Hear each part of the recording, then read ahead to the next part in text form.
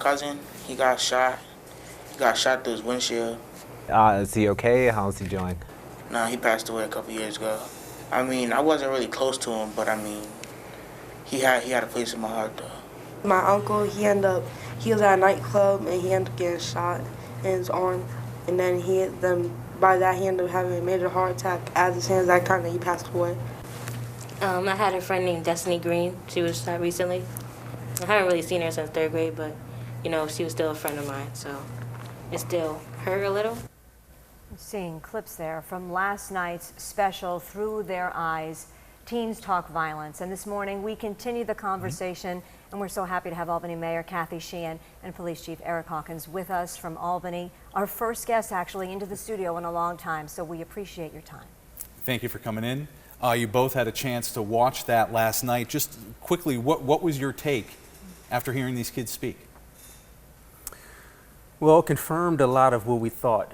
This violence has an impact on not just the people who are directly impacted, the direct victims, but it has this collateral impact. And so what these kids are saying is that they're feeling trauma and harm from the things that are around them. And so this just makes me even more determined to work with the members of this community to address, some of the violence that we're having in this community. And Mayor, your thoughts?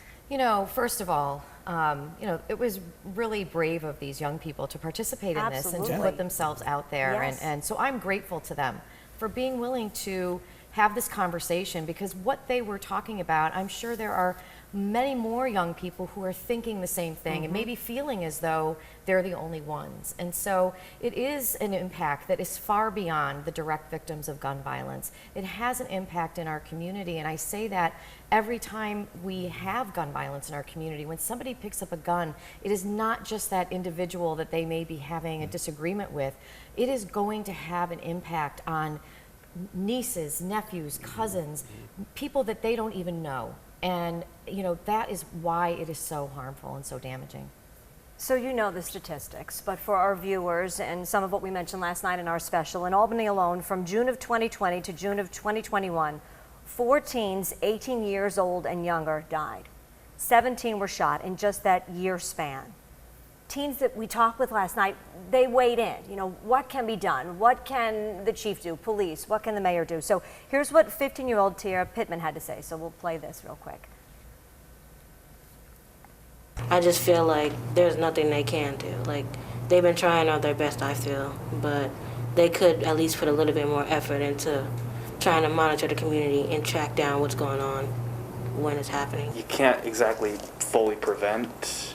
You can take the action all you want, but there's always going to be a way to get past that action that was taken.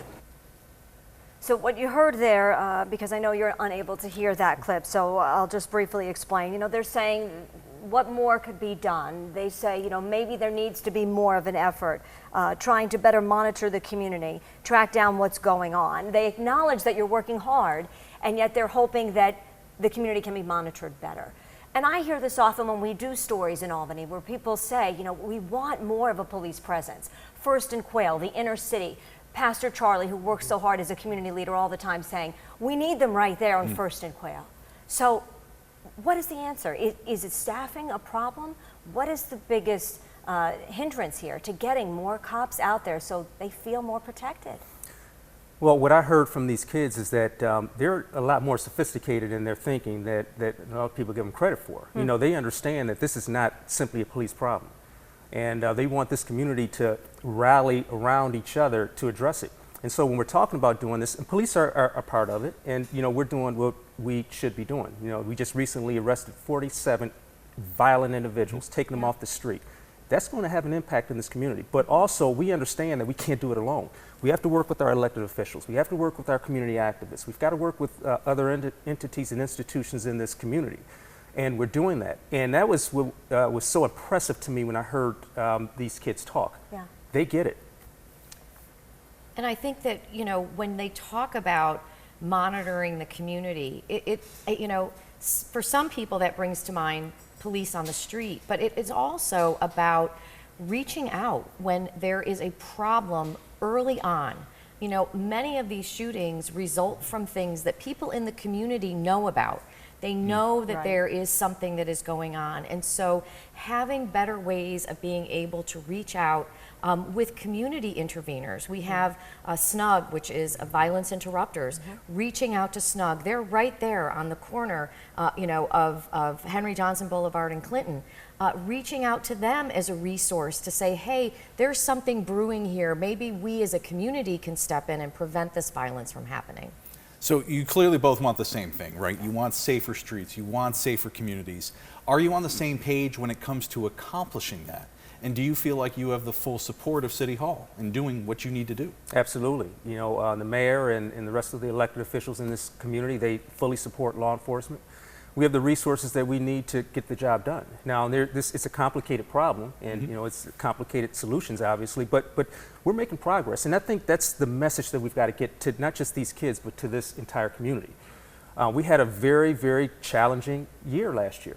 And when you're looking at our numbers as we're coming into this year, we're making a lot of progress. Now, but we're not simply saying because the numbers look good that things are great. What we're saying is that there is some progress, and now we've got to work with the other parts of it to make sure that we have these wraparound services and other support for this community to make sure that, that we can address the underlying factors with crime. And you know, one of the things that I talked to the chief about is not only do we need to get our department up to full strength, you know, we've had a lot of retirements, a lot of people leave. Our class sizes for our police were impacted by COVID. We couldn't have the 60-person class that we wanted because we couldn't do that safely. But now that we're coming out of COVID, we're looking at hiring a very large class off the list that we're waiting for. We just had a civil service exam. But we also have to support our police by being innovative and recognizing that we have to be working with other agencies on making sure that there are adequate mental health services, making sure that, you know, within the police department, we're looking at adding civilian employees who can help with case management, help with follow-up, so alleviate some of that work that our police officers are doing so that they're available to be out patrolling where people want to see them, and having better case management, more resources for the department. So the support is in more sworn individuals, but it's also in addressing those underlying issues that often cause challenges and result in ultimately something that might lead to a shooting, and being able to prevent that. It is tough though, because so many of them are afraid. You know, maybe not the folks who spoke last night, because Ryan, I know you wanted to ask about this. The kids that talked last night in our special said most of them, they don't want to leave, which is incredible. They want to make their community Right, better. they said leaving, and it was Brandon, I believe his name was, leaving and moving away, that won't solve anything. If anything, that'll just make it worse. So I'll definitely be staying here for a long while because I want to do anything I can to help this area. So what can the city do, what can the department do to encourage these kids and give them some resources they need to really be the future leaders here for this city? We've got to continue connecting with these young people. These are some very bright and aware young men and women we have in our community who really get what the issues are. And so we've got to support them, and we've got to help them to feel safe. You know, again, our numbers are going down. We're looking better now than we did last year at this time.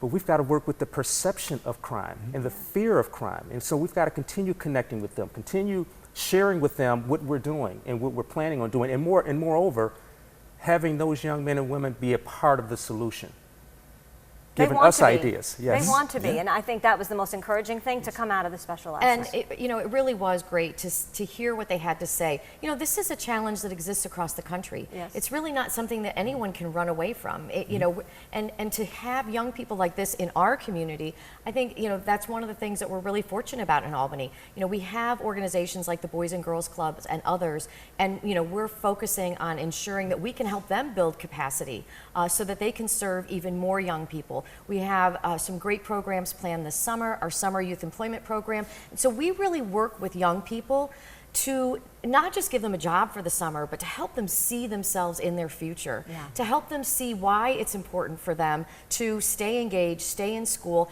and all of the opportunity that exists here in the city of Albany. This is a great time to be thinking about staying here. I was really encouraged to hear that because there is a lot of opportunity here, and we really do have to work one-on-one with them where they are and listen to them. You know, your special really showed how important it is. We have to listen to them, give them the space to speak. They are wise beyond their years, and they can help us, you know, do a better job for them. They want to help. Thank you so much, Mayor you. Sheehan, Police Chief Eric Thank Hawkins. you. We appreciate your time. We know you have a tough task ahead of you, but hopefully together we can get some things done. Thank you both. More local news and weather coming up after the break.